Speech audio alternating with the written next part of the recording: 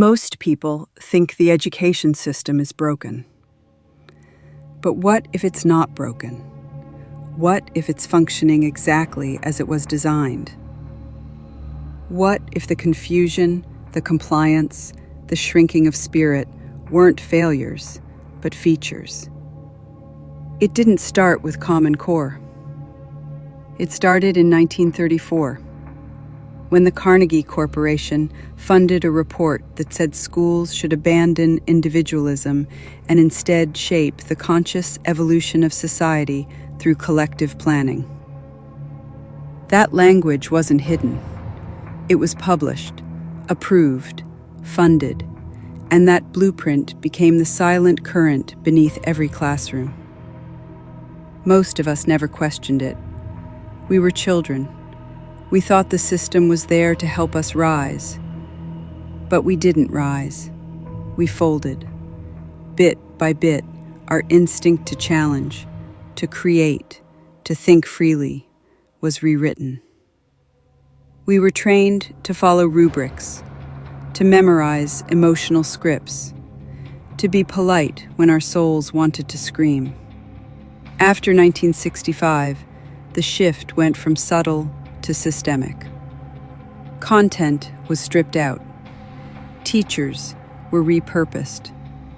Education became about performance, not thought, not creativity, not questioning, but compliance. Children were no longer students. They became subjects, not in a poetic sense, but in an experimental one. You remember it. Maybe not in words, but in the tension of your body when you sat in that desk, the ache in your chest when you couldn't name what felt wrong. You didn't lose your voice.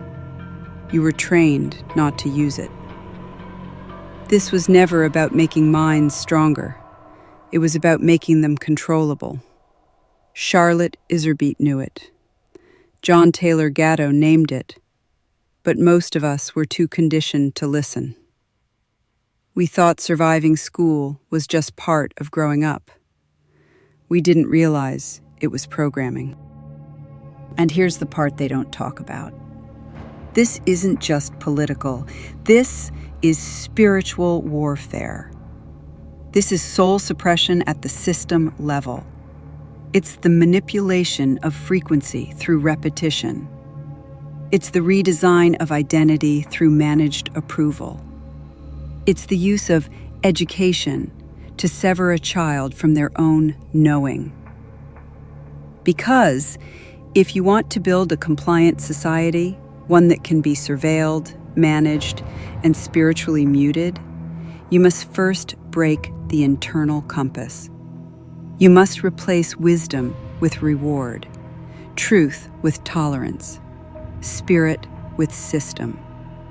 And you do that in the classroom, quietly, one generation at a time.